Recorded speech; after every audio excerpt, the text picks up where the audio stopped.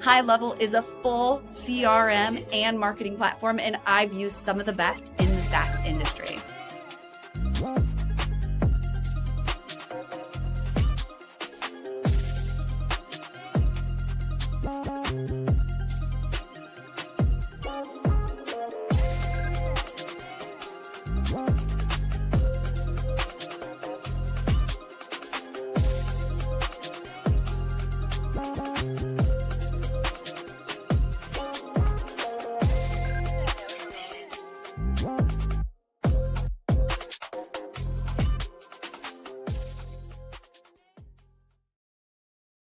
And we are live from LinkedIn, Facebook, YouTube, Twitch. We've got X, Kick, and one of our guests, LinkedIn, Keith, who you're going to meet here in just a second.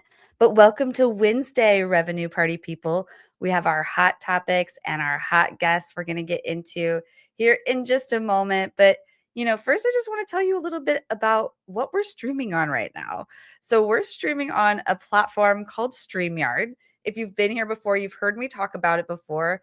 And I highly suggest it because we're able to go live here and stream on Facebook. All the channels I just mentioned, we're simultaneously on those channels. So if you drop a comment wherever you're watching this, we've got someone here on YouTube. You say hi, I can put that on the screen and it's like, hey, we're all talking. But yeah, I love StreamYard because it allows us to be creative and go live. Then we can even repurpose our content right from here. It's got a video editing tool and everything. So if you scan this QR code, that's our affiliate link. And, you might just want to start going live and doing it yourself. Of course, if you want help, you need help finding guests, you want a fancy intro video like we just showed, you want to customize it, you really want to make it professional, then go to reveting.com. And that's what we do. We help businesses go live across channels, especially LinkedIn. And the focus is really helping B2B businesses build their authority and get more leads through live streaming and building a content engine, because we take this and we repurpose it. I digress. Check out StreamYard if you want to try going out live by yourself. Anyone in the comments here gone live before? Remember, we want to keep this conversation interactive. So if you're here tuning in, let us know where you're tuning in from. Let us know what industry you're in so we can make this conversation relevant for you. And if you comment later on after it's live, well, we won't be able to address that live on screen, but we can still also, try to comment. And I do see some of those sometimes and I try to reply. But anyway, yeah, thanks for tuning in. I see there's about 5 of you on, or I guess now there's 6. It's climbing. 5 on YouTube. We've got someone on, which one is that? Twitch. Who's on Twitch? We want to know who's watching on Twitch. But you have a great conversation coming your way, and I can see more people are joining. So again, let us know you're here by leaving a comment. It's going to be a great conversation. Let's get right into it. Welcome to the show. We've got Courtney and Keith. Thank you so much for being here. Thank you. Thanks for having me. Absolutely. Okay, so I am going to sit back here for a second, and we're going to put up a 2-minute clock, and we want to get to know both of you a little bit more. Could you tell us your full life story from birth to what brought you to now? Courtney, could you kick us off? Sure. I'm dialing in from Simsbury, Connecticut, East Coast here. Native New Englander, born and raised, and I am the founder of GrowthMinded, which is a brand marketing and growth strategy firm. My entire background is in marketing. I was, for anyone who did DECA in high school and college, I was the DECA dork that was huge into marketing back then, went to college for marketing, and ended up working in ad agencies. Totally burnt out. After working on some really big brands like Bank of America, Merrill Lynch, JP Morgan Chase, Disney, NFL, and started my own business, an agency about 6 years ago. And ever since, it's been a wild ride and it's been amazing. I went from building the agency that I was running away from to building an agency that really works both for my team and for my clients and for their brands, which I'm psyched about. And what we really do is ultimately help people shift their mindset to marketing as tactics, to marketing is a mindset, and it is customer centric.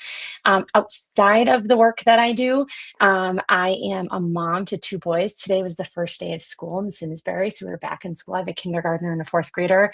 I'm a Peloton enthusiast, and I'm also a competitive Irish step dancer. So yes, like Lord of the Dance, Michael Flatley, I do that. I just competed at nationals in Orlando in July. So that's a little fun fact about me. And in addition to my husband and my two boys, we have a dog named Slapshot. That's our new family puppy. That's just a little bit about me. Amazing. Competitive Irish dancing. That is so cool. I wish we had a video of it that we could play on screen here. It's like the best.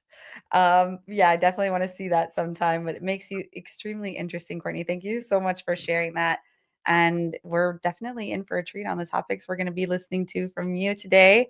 And how about you, Keith? Could you tell us a little bit more about you? Well, I shouldn't say more. Introduce us. I've met you before, so I've heard you speak on other podcasts, but tell the audience who hasn't met you, your story from birth to what brought you to now.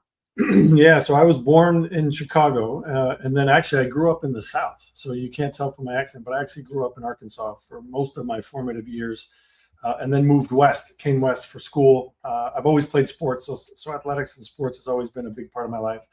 Once I got out of college, I sort of fell into technology almost 35 years ago, and decided instead of law school, I think I'm going to go into tech, which was actually a phenomenal decision.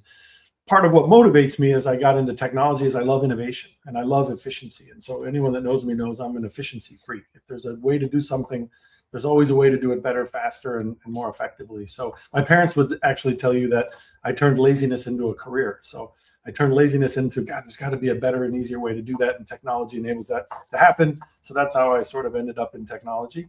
And like I said, I've been in tech for about 35 years now. I've been part of some really cool evolutions in tech and some pretty cool company launches. So I learned very early in my career, I love building technology companies. I love building new markets. I love going in and doing things that have never been done before. And then now with AI, I feel like this is the crescendo of my career. It is the ultimate revolution, not evolution. So it'll be fun to talk about that today. But away from work, my number one thing I love doing is spending time with my wife, in particular playing golf, trying to keep up with her on the golf course. So that's my favorite pastime. I have 4 kids that actually range from 31, 26, 19, and 3, soon to be 4. So I have generational kids. If you have questions on what kids are like at different phases, I probably have one in that generation. So I can answer questions there too. And I love spending time with family. So that's me. That is an incredible story as well, Keith. Thank you so much for sharing it. That is quite the age gap. You said 19 to 3? No, 31 to 3. Okay, but then the least youngest was. Yep. It's 31, 27, 19, and 3. Wow. Matter of fact, my 19-year-old is at Duke, and so I will plug Duke volleyball. She plays volleyball at Duke. So. Nice. Oh, incredible. So cool. Yes, we love family people. Absolutely. This is going to be a great episode. And we're going to keep it real because, like people buy from people, not brands. So I love humanizing everything here. But let's get into our first topic, which is marketing is a mindset, not messaging. And I was saying pre-show, like, in the last month, if I could count all the meetings I was brought into that were just about messaging, oh man, I can't, I think I lost track. But they weren't very productive in my opinion. We can get content out fast and test it fast, but I'm curious, could you kick us off on this topic, Courtney, and tell us what's your take on it? Absolutely. And that was a great segue in saying that as marketers, we're marketing to other humans. Cannot count how many times in my 20 plus year career working in agencies and running an agency that the conversation with a client has started with not so much this is the business opportunity, but more, what do we do? We have this budget. How much do we spend and where?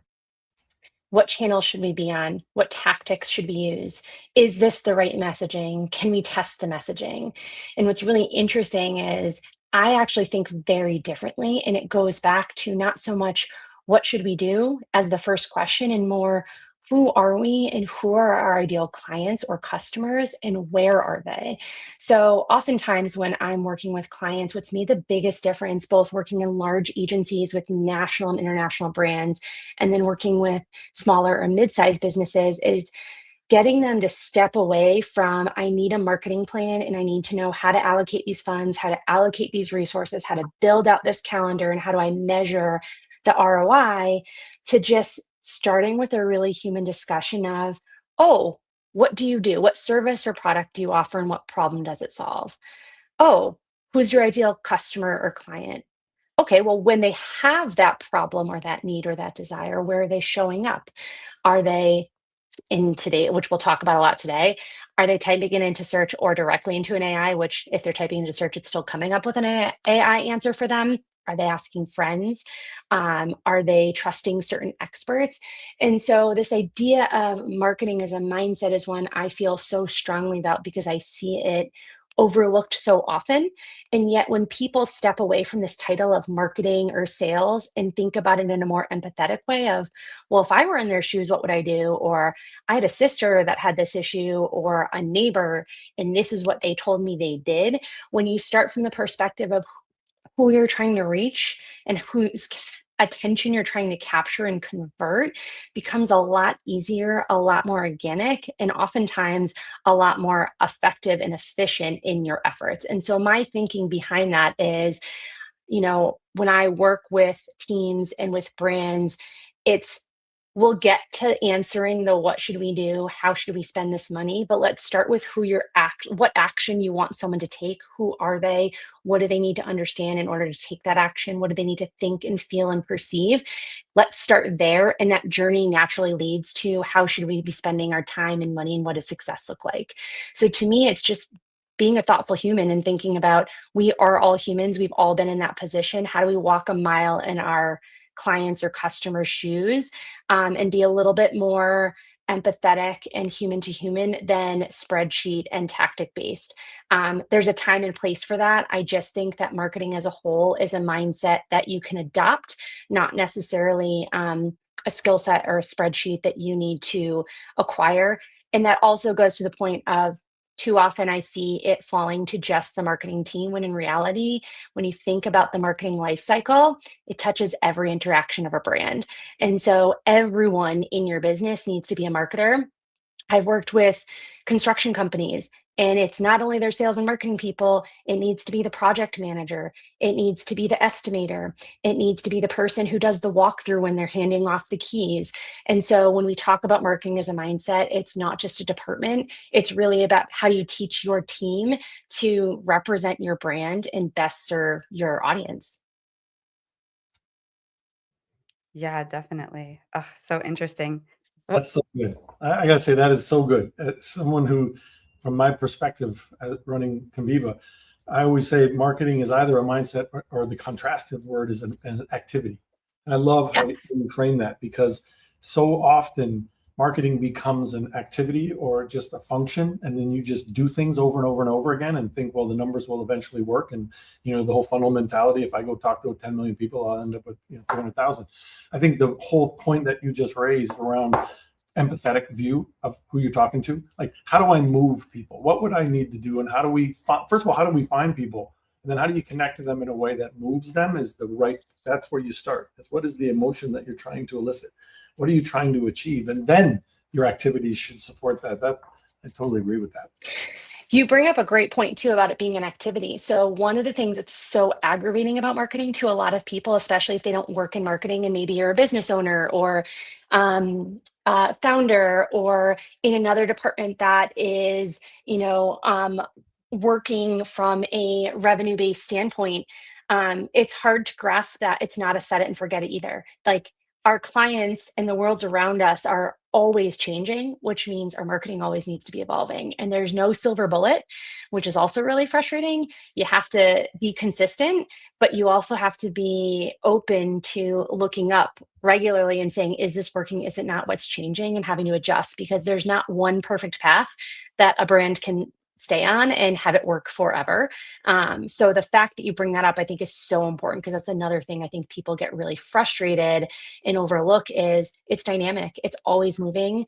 You're always going to be adjusting, and you got to get okay with that. Otherwise, it's not going to last very long. So, Yes. Yeah, Such a great point. Go ahead, Keith, please. Yeah, as an innovative company, as a company that's always looking to innovate, you have to have a marketing team that innovates the same way. That iteration and constant checking, constant data-driven decisioning. And then nowadays, with the way that marketing can be delivered, the speed at which you can iterate is incredible. So I totally agree. It's a flexible, adaptive mindset that's keyed on to what am I trying to achieve and what am I trying to get into the market? And then from there, again, back to the point of now you start marketing, you start putting things out. But again, it's a fast, iterative, adaptive mindset. So we see it every day here. Yeah. I mean, I couldn't agree more with any of this. I mean, basically, if you're listening to this and you are on a marketing team and you're just going straight to the tactics, you didn't really think through, the customer persona, the audience, who you're talking to, the emotions that you're trying to bring out of them. If you haven't thought through that and you're just jumping to say cold email or live streaming or whatever it is, like just take a pause, rewind, go back a second and really be a good steward of your audience. I think at the end of the day, that's the main marketing lesson that we all seem to forget. And I was a junior marketer once too, and I wanted to jump straight into the tactics myself because you're like, this digital marketing, like hack is what's really going to crack the code. Let me just really focus on this tactic, but it doesn't work. And Keith, you were right on. What ends up happening is you just start putting a bunch of garbage out there and Law of numbers. The law of numbers. Like if I do enough, something will happen. And it can seem counterintuitive and fluffy to people to focus on like, okay, what's the mindset of our ideal audience? Where are they? How do we meet them where they are? Because at the end of the day, we all have deadlines, so we need to get stuff done, right? But more often than not, I've come into businesses and we're looking at revenue, we're looking at profit, we're looking at their lead generation, we're looking at the cost per customer acquisition. And the truth is, they don't have a lead generation problem. They have trouble keeping and retaining clients or customers and then turning them into advocates. So, one of the things we talk about is if you really adopt marketing as a mindset, every point, including after the sale, after the delivery of the sale, is an opportunity to retain a customer and make a new customer through referral or affiliate or advocacy, because we all know, like at its core, it's cheaper to keep a customer than it is to get a new customer. But because so many people focus on marketing as just that upfront of getting them in that door, there's this whole back end that's just like slip and slide of customers coming out that can, especially I see this a lot for smaller and middle-sized businesses, that mid-sized business that's not quite larger enterprise. They have this churn issue where if they actually worked on the second half of the customer experience, which is still marketing, but people don't think of it that way, and they think through how they're nurturing those people and turning them into advocates or reviews or referrals, that could be a game changer. Definitely. 100%. This is so good. We've got some comments coming in. We've got Roland here from Dubai. It looked like we had, how do I say your last name, Keith? Zubchevich. Zubchevich. We had Jessica Zubchevich here in the comments. Everybody right there. And a few others. But if anyone's listening and you have comments, questions, we want to hear them. Long saying, he's laughing. The amount of time I hear, we need video. And it's like, people just jump to that because they see everyone posting videos. They're like, I need video. But like, I don't know. Do you really need video? Like, it's a good question. You should ask that first. But let's move on to our next topic. But before we do, what actionable tips would you give the audience? Like, what can they take away from this if they're in one of those situations where people are just like, I need the video? How do we pause and like, as marketers and take the lead there? If you haven't already, define who your ideal audience is. Like, who is that person and understand them. And then before you make a decision, put it through the funnel of, if we do this, are we actually reaching them? Or are we hoping we reach them? Does this match where they are, or does it just match what we hear everyone else talking about? So I almost think of it as like, do you remember those like WWJD bracelets people wear? It's like, what would our clients do? Or where would they be? Ask that question before you make any decision, because ultimately the money you're using and the resources are trying to reach them and convert them. So you need to be sure that the investment that you make is likely to hit the target with them. And that's a great question and lens to put everything through. Yes, yes, yes. Thank you for sharing that. All right, well, let's move into our second topic, which is all about AI.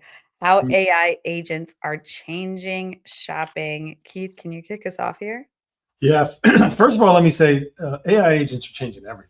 I mean, if I will guarantee you, every single person listening to this and that will watch this show is already using an agent in something. So it's not even that it's just changing shopping; it's actually changing how we work, learn, live, and play. So agents are not just something that should be looked at as a piece of software that e-commerce companies or companies can push out to help their customers. It's actually a brand new interface. And so if you understand that, then you understand what the promise of agents really is, which is that for the consumer or the shopper, it should be about making their life easier. And if you think about, the digital products that we all use in, say, today backwards, they're very clunky. It's a lot of thumb typing, it's a lot of searching, a lot of scrolling. It's not an elegant process to go buy something in a product app or even on the website. It's a lot of manual, a lot of searching, and a lot of very tactile things you have to do to be able to even get to the point of finding what you wanted and purchase it. Now you look at what agents is going to do on that.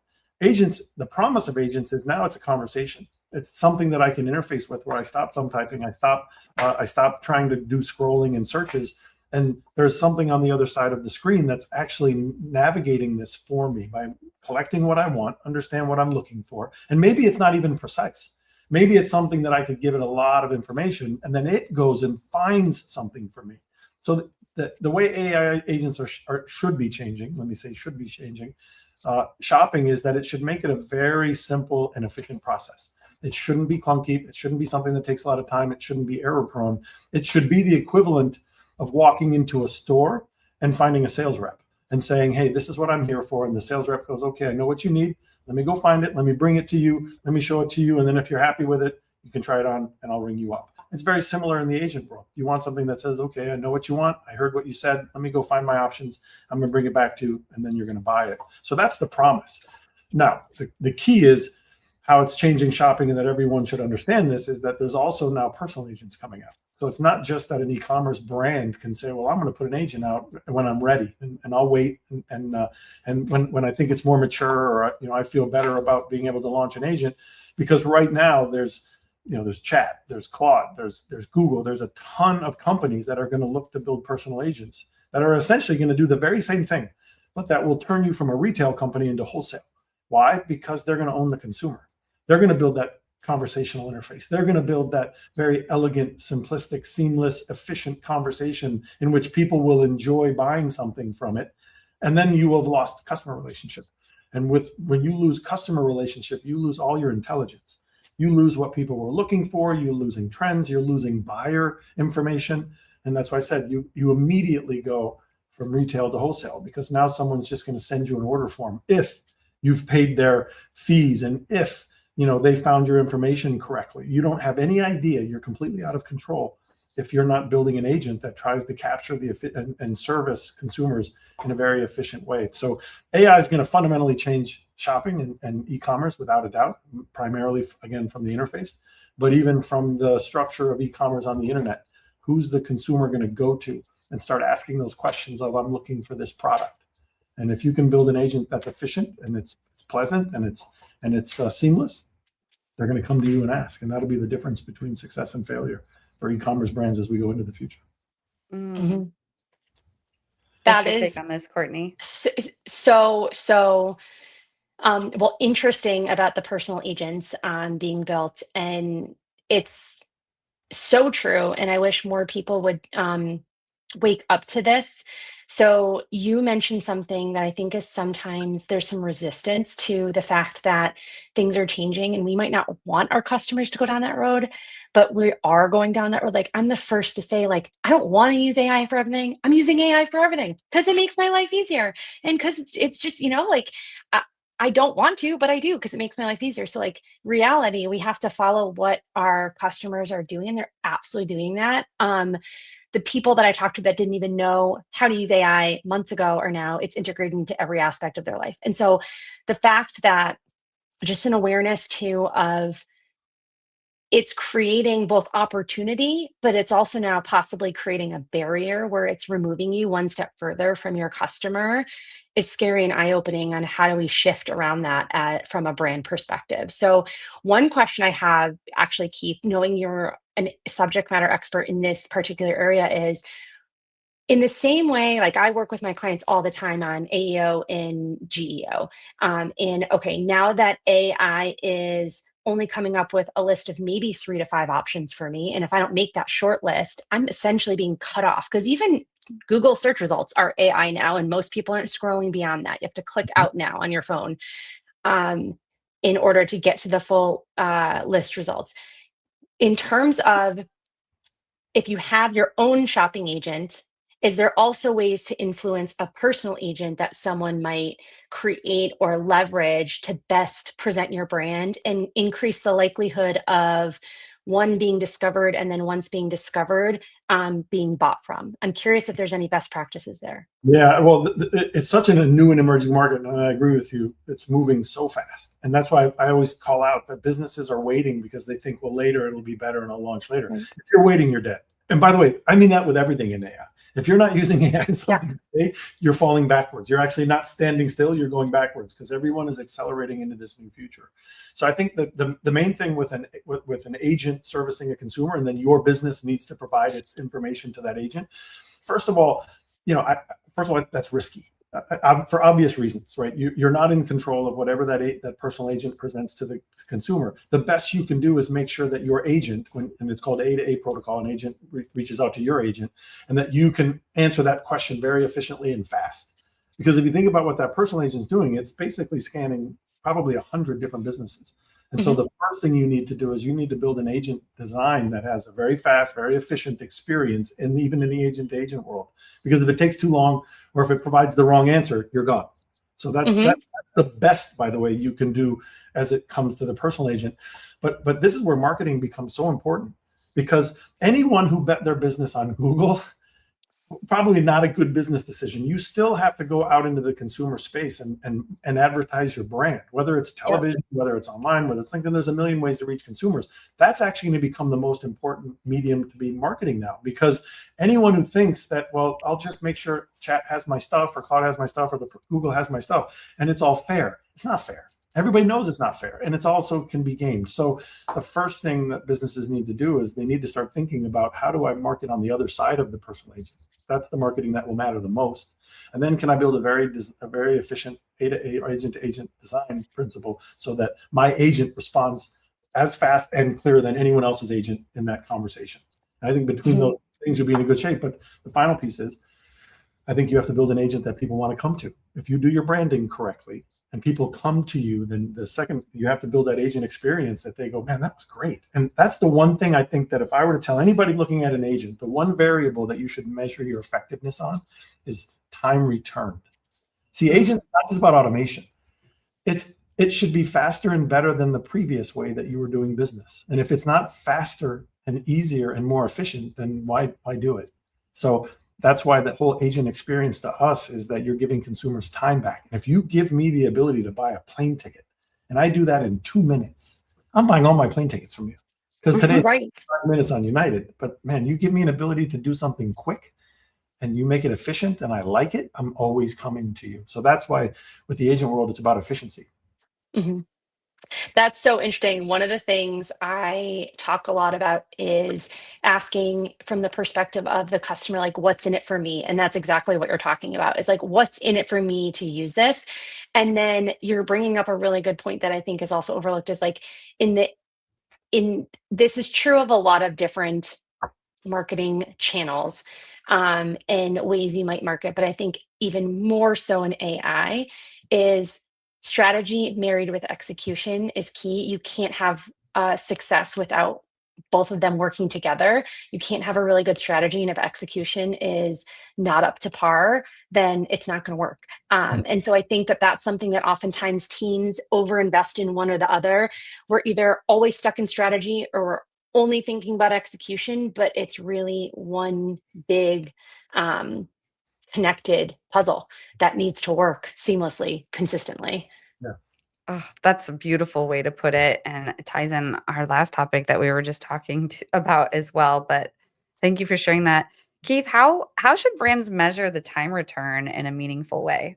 Yeah, I think, well, in turns. So a turn is essentially how many times back and forth you do with an agent. And that's easily measurable. We measure it all the time. So the key is, when you measure efficiency, how long was the back and forth for the agent to know what I want? From there, how long was the back and forth for it to present an option to me? And from there, how long was the back and forth until I purchased? And then you just optimize to that. You learn, okay, why did it take so long? What are the things I can adjust? Because, and this is something, and it'll apply to you in the marketing side. It's very similar. Herb Simon, we have was at Carnegie Mellon with my co-founder Wei Zhang, and he wrote a paper called The Attention Economy. And he said, we live in the attention economy, that the most scarce resource that exists today is someone's attention. I only have so much of it. I don't get any of it back, right? We have time, and that's all I have. So it's so important when you look at efficiency, you look at marketing, you talk about attention, getting their attention and holding it.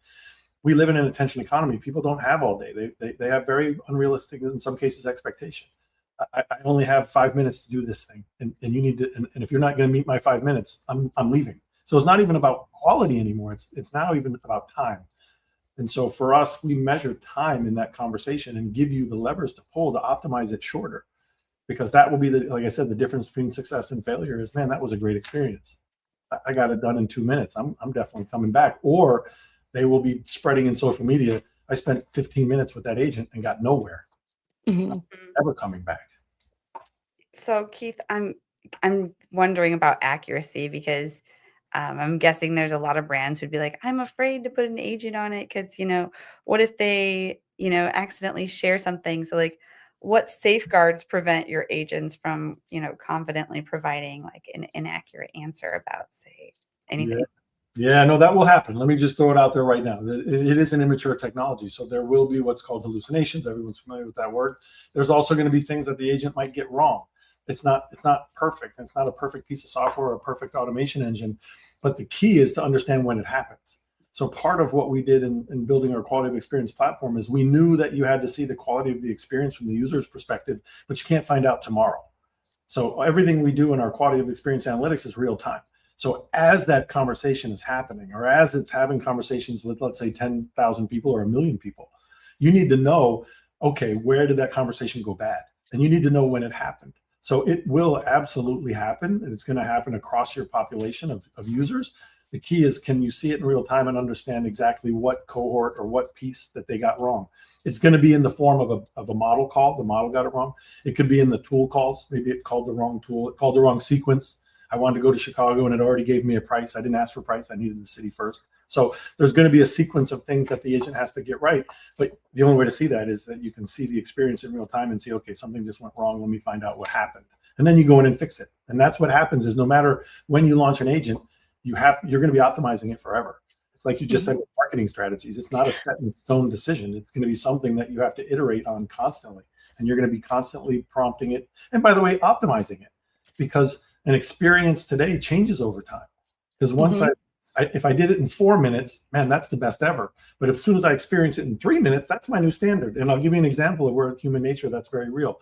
SD versus HD television. We're dating ourselves, but we know that we used to watch SD TV, and it was the biggest thing ever. And then we saw HD, and then you go back to SD, and you're like, my TV's broken.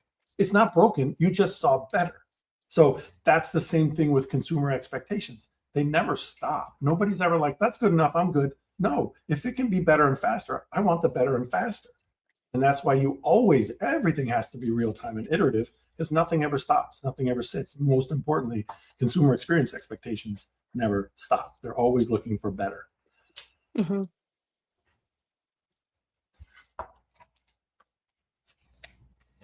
I guess I'm on mute. I don't know. Such a great topic. We could go on and on about this. But we've got 2 more topics and it's already 8:38. So before I lose track of time, we need to get into our third topic, which is going to be more about AI, the marketing job AI is creating. But we'll get into that here in just a moment, right after our brief message from Reviting and Cherry Assistant. At Reviting, we help B2B founders, executives, brands turn their live streaming into a real revenue channel. One live stream turns into a podcast, it turns into a social clip, it turns into email content like a newsletter, and actual sales conversations. You get to have a lot of conversations with people when you have a podcast or a live stream like this. And if you want to be known, trusted, and remembered in your industry, without being online 24/7, worrying about your posting, this is what we do. Just head on over to reviting.com and let's build your show. I want to give a quick testimonial for the Reviting team. I was really nervous about doing lives. They very much have helped me increase my reach and online presence. So thank you, Reviting. I love what you and the team do. I've been picking up 50 followers a day just because that content is resonating so well. It's working across a lot of different channels for me. One of the problems that we struggle with is getting our brand out there. Her team have been able to do for us is the idea of going live on LinkedIn and using that platform to its fullest extent through the way they're able to take the live event and break it down into bite-sized posts, video clips, as well as the content within the posts themselves.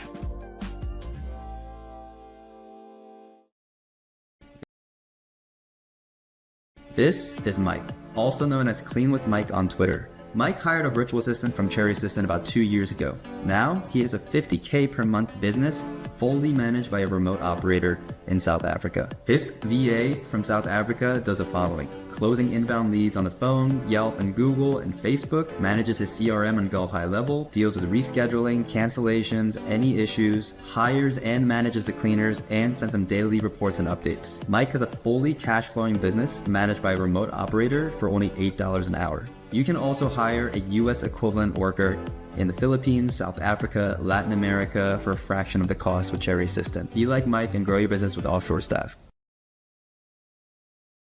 You're listening on audio only. We're showing a menu of services right now, including but not limited to lead generation, CRM management, prospecting assistance, sales presentation preparation, data entry and cleanup, customer support, project management assistance, and so much more. If you do reach out, make sure you let them know you heard about them through WinsDay so you can get $250 off your first month.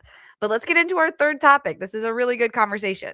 The marketing job AI is creating. We always hear about the marketing job AI is taking away, as you explained pre-show. Courtney, could you please get into this topic?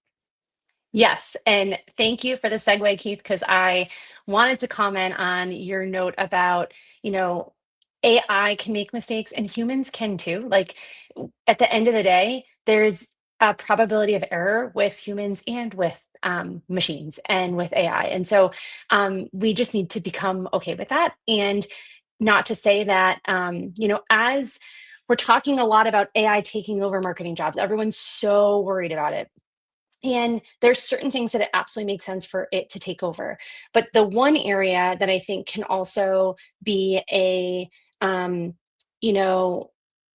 quality control for things like the agents that Keith was talking about is this job of discernment and of judgment and of a lot of people are using the word taste, which I agree with.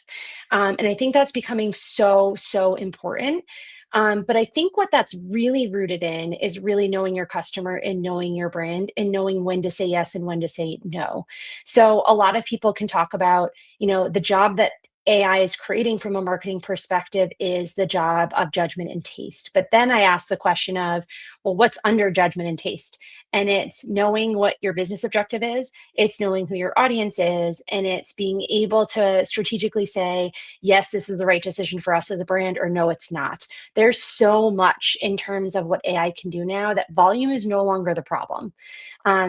production execution is no longer necessarily the problem or what's stopping brands from getting out there.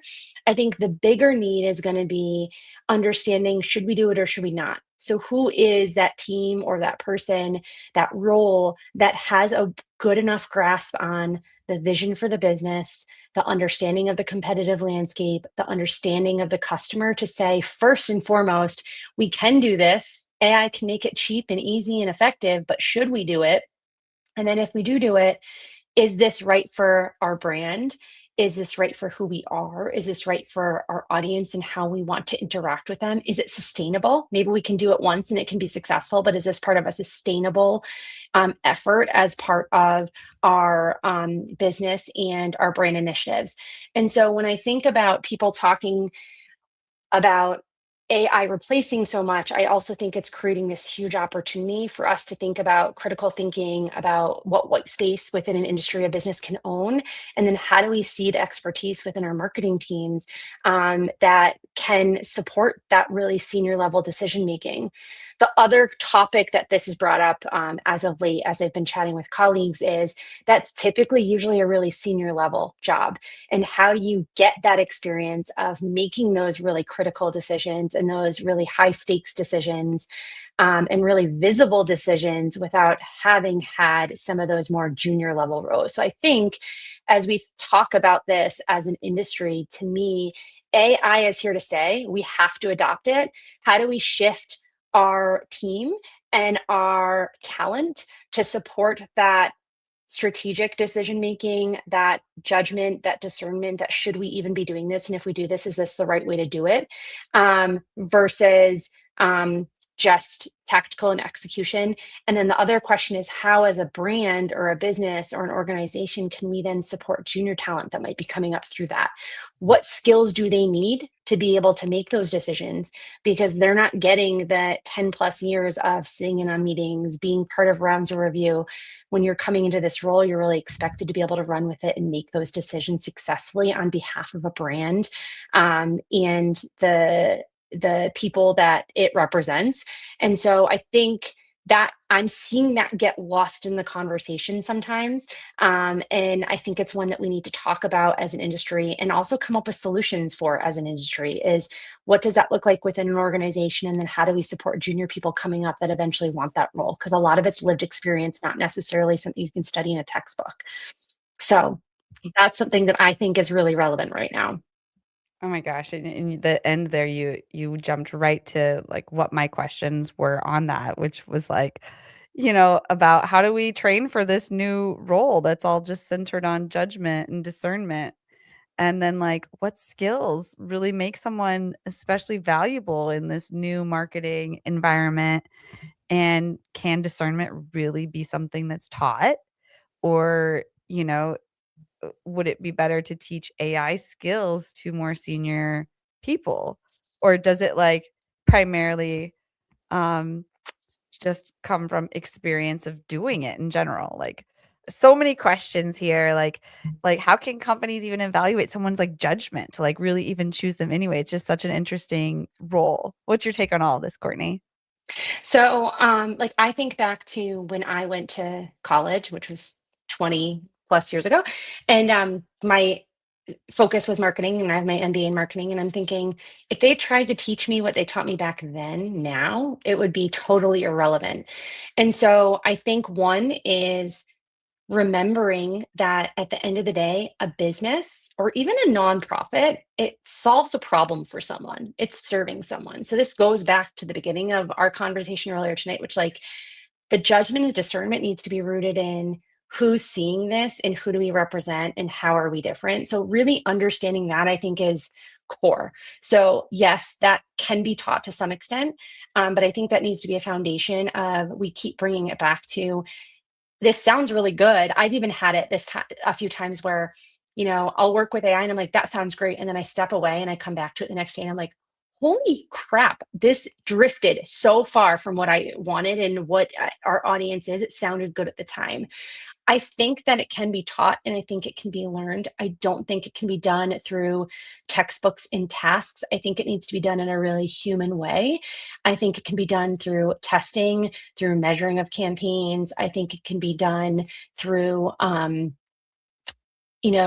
more within an organization. Each organization structure is very different. So I don't want to necessarily, I was going to say something about structure, but that doesn't necessarily apply to all of them. I do think it goes back to, it's not so much this is your job, it's that this is our shared responsibility as a business. This is the problem we're solving. These are the people that we apply to, and these are the fly or do not fly zones. Does this meet that criteria? I think that's the first step to teaching junior people how to kind of gain their wings in, does this work or not? I'm actually thinking about, this isn't necessarily AI relevant, but Keith, you mentioned you're an avid golfer. My husband and I like to golf. We were chatting earlier today about the scandal that has come out amongst right? And one of the questions we had was, how did that pass through? And my husband was like, well, for anyone who's listening this later on, it's the Good Golf and the Callaway. And I was like, that had to go through 2 brand teams or leadership. And he was shocked by that. And I think one of the lessons would be, sometimes we talk about who we are from a color, from a typography, from a logo perspective. Every big brand has brand guidelines and brand standards around their logo. Do we have standards around how we talk, about how we make people feel, about what values we have, and when we are able to be lax on those values or ones that we absolutely never override? I think some of those really human discussions for brands are more important than ever. And I think that's another way for marketing and brand teams to integrate that across the organization, is we have to start coming up with more guardrails that protect all of us, because it's not any one individual's responsibility. It's a role that our team needs to take on, including junior members, and we need to train them and take them under our wing in doing that. But in order to do that, we have to have some uncomfortable conversations that may be difficult to land on, but that at the end of the day, protect the brand and protect the equity that you're building. Yeah, it's actually, when this is a very interesting topic, and you actually raised something that I thought very interesting, because when everyone says, well, AI is replacing jobs, I always say it's not replacing jobs, it's changing job ratios. Meaning there's still that job there. It's just I don't need as many people to do it, because you're able to create super team members now, because AI enables me to learn more things and do more things. So therefore, the ability to have 5 people do something, and now I only need 1. So that's where people have to embrace the fact that I have to be that one, and I have to be that one by learning what AI can do. And then you actually raised something I've never thought of before, which is the discernment angle. Because now with AI, the speed is picking up. Well, if all of a sudden, I'm a teenage driver and I'm going 30 miles an hour, I can control the car. The car goes 120. All of a sudden I panic and the wheel starts turning and I can crash. And that's, I think, the good analogy with AI is that's where you raised that, and I've never really thought of it. Now discernment is everything, because now I can do things so fast and I can do things so big that you raised a great question, should we? And then your point around teaching people, and you're right, it is an experiential learning. And I agree.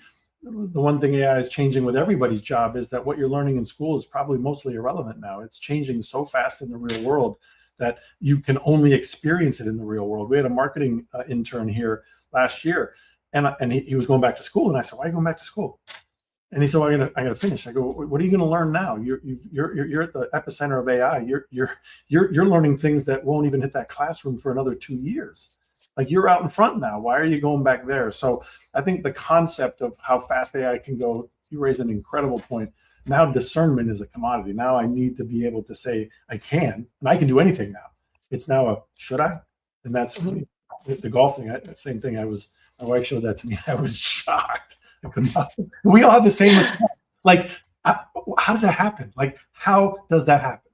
And they got out. So discernment was lost in a very long chain somewhere there that did not end well. Wow. Yeah. Oh my gosh, there's so much there. We could keep going on. I feel like we could talk about this for hours, but we only have 7 minutes left and we still have one topic. So before we transition into our next topic, could you wrap us up with, what's your actionable advice here for for businesses or for individuals, Courtney? I think, something I was thinking about as Keith was talking is, this being experiential. The one piece of advice it absolutely is, and some people have good judgment and discernment, and I think that part of it starts with the interviewing process and probably giving them a little bit more hands-on. But at the end of the day, I think every business for every initiative should have a brief of some kind. And I say that because what I see being a big issue too is even people with the greatest judgment and discernment, AI drift is a real thing. I experience it. And if I don't keep coming back to what's the purpose again? Why are we doing this again? Who are we talking to again? What matters to them again? Because this copy sounds really good, but I'm realizing it doesn't actually matter to them if I read the brief again. I think having that brief and getting really clear on who you're talking to and what success looks like up front will give you guardrails if you have the senior people or not, to make better and smarter and more sustainable decisions as a brand. So good. Thank you for sharing. All right, Keith. So, our last topic, sales and marketing must embrace AI. And they really must. And I hear so many people being like, I hate AI. They hate the AI slop, I think. But talk to us. What's your take here? First of all, and I will say this on every topic, everybody should embrace AI. There shouldn't be a single role that's not embracing AI. But more importantly, with sales and marketing, and I'll give the biggest thing that I think sales and marketing should embrace about it. It enables personalization at a level that you've never been able to do before. So there's, of course, the productivity angle of AI that everybody's using today. It does my emails, it checks my calendar, it gives me a to-do list every day. I can pump things into the agent and it gives me back what I asked for. I think all of those things are good. And again, there are productivity gains everybody gets. But I think from a sales and marketing perspective here, we are now building per customer videos. We're building per customer sales decks. We're building per customer prototypes and demos. So the ability to personalize to a customer in the way that, and Courtney said it, the way that they would want to receive it. What matters to them? What matters to their business? What can you read about them that they're struggling with as a business? And if you can tailor a presentation to where it's not general sales speak, where I feel like I'm being pitched, and you're just giving me a big company vision and all this technology that you're building, but your entire presentation, your entire messaging layer was actually directed right at the thing I just met with my CEO about, or it's right at the things that my bonus I'm being KPI'd on. So if you can do that and you can put it in terms that actually land with me and that will change me and my job, you have a much higher chance for success versus the generic, hey, here's what I do and here's why it should matter to you. The ability to have AI personalized all the way to a customer and even a user, and do that at scale. And you can do that with every sales call. You could do that with every campaign. You could do that with every outbound message. Is a very powerful technique. And again, it comes back to the attention economy. I know I get flooded with inbound sales calls. And I can't tell you how many I just delete. But every once in a while, there will be something that somebody writes in an email or a LinkedIn message to me that I'm like, wow, okay, you put time into that. Like, that resonated with me. It wasn't just that it resonated as that's interesting. It resonated that you found something that that I'm trying to solve for, that's something I'm dealing with.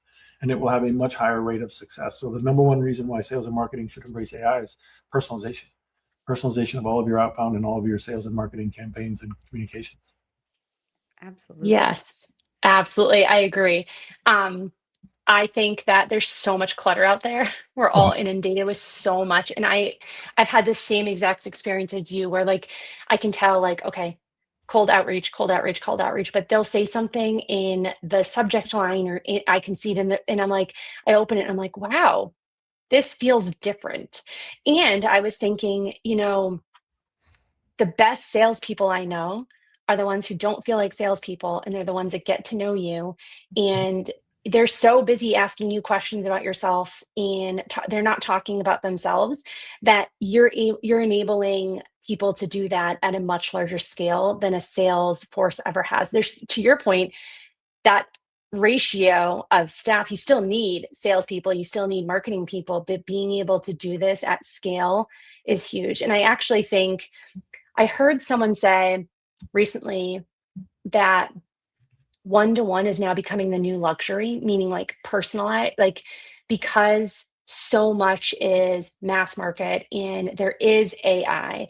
But what's interesting is I actually think AI can provide that one-to-one experience. Like you were talking about those shoppers, like that is a one-to-one experience. And so the more that we can personalize, I think you bring up such a good point. It's just a way to differentiate yourself and it's a way to make you sticky. When we think about brands being sticky, if you know that someone knows you really well, you're going to go to them first as opposed to starting a blank search or asking around.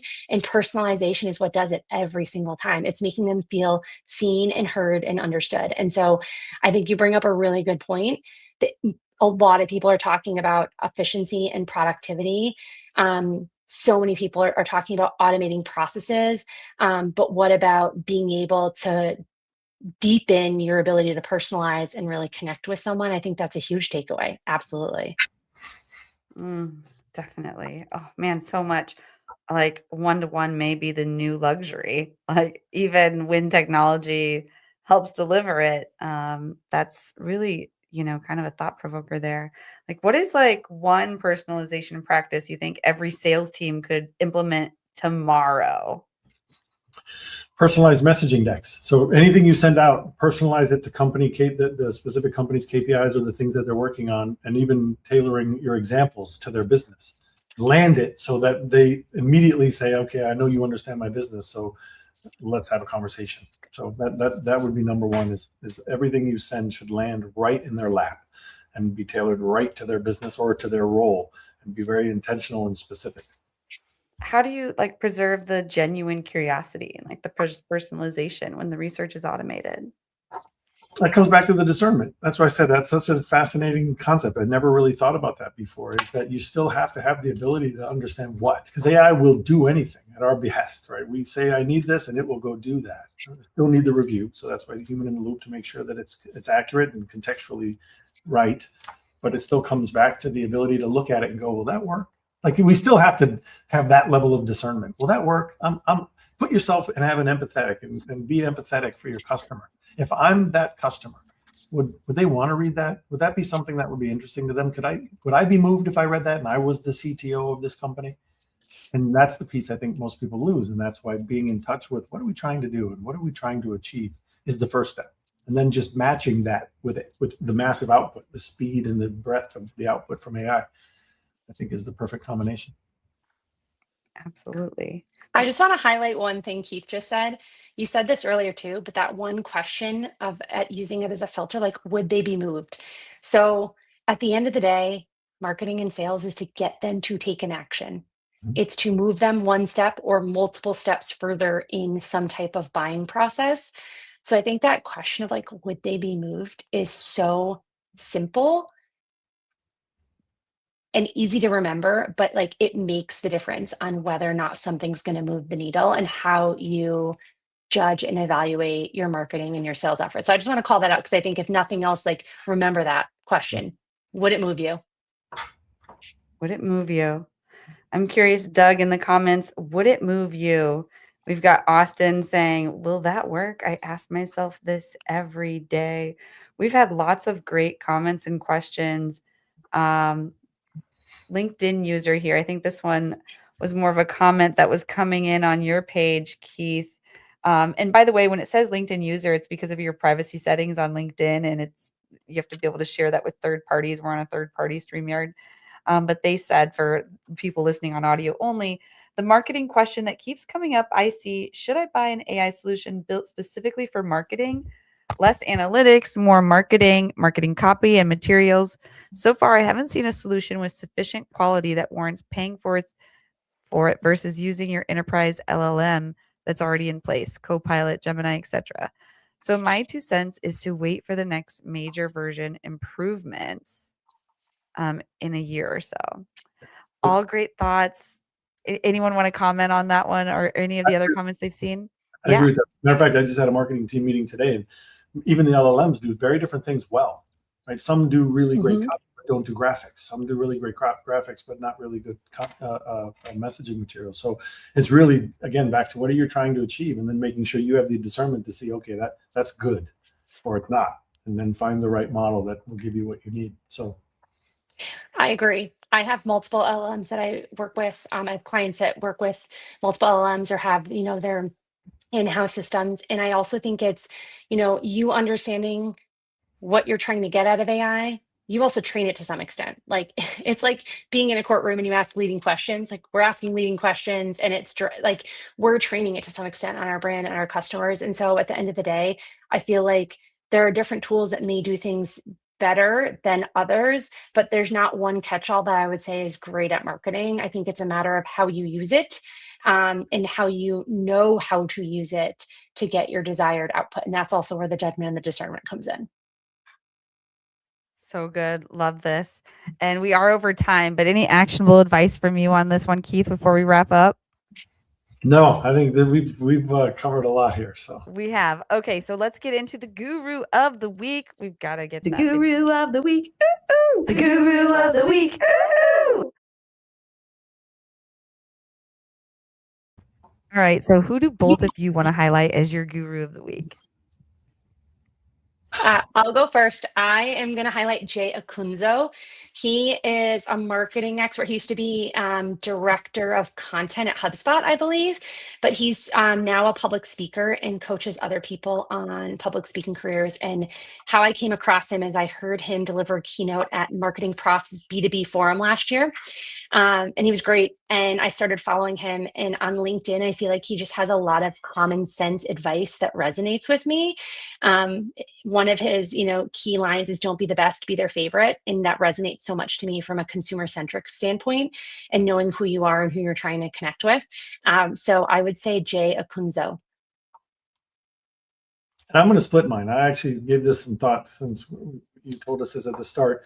At a leadership level, John Chambers has always been somebody that I'm always fascinated by and always inspired by. I think the way he thinks, especially as a CEO, the way he thinks about building businesses, looking at markets and attacking markets, and then also leading. He has just an amazing mind. So from a leadership guru, I would put John Chambers. And then I'll do an internal one, which is my co-founder, Wei Zhang, who is just, he's Carnegie Mellon professor now. He came here and started Conviva, but just the way he sees the world and the way he solves problems and in his innovative brain. And his some of the things he writes are very technical pieces, and sometimes I'm lost in them, and I have to use my own Claude to say, what did we say here? But the ability to understand the market from a technology perspective and an innovation perspective, I always find inspiring. And it's also something that I sort of plug my sales and marketing brain into his deep technical academic brain, and together we make a pretty good team. So I love that. Thank you both so much for sharing that. And real quick before we wrap up, if you could just tell the audience a little bit more about you, who it is you serve, how you serve them, and if they could be served by you, how do they reach you? Courtney? So I am the founder of GrowthMinded. GrowthMinded, we are helping brands and people really gain clarity and sharpen your positioning and connect authentically with the audiences who need you the most. Ultimately, everything we do through research and insights, brand positioning, and brand strategy and marketing strategy is really to help you achieve better results in your marketing and growth strategy, but with less effort and less resources. So if anyone's interested in getting the strategic clarity and that competitive advantage to really connect and convert your ideal customers and stop guessing, stop wasting resources, and start connecting and keeping those customers, feel free to reach out. You can find me at growthmindedstrategy.com. I'm also on LinkedIn, Courtney Holloway Henry. Amazing. And how about you, Keith?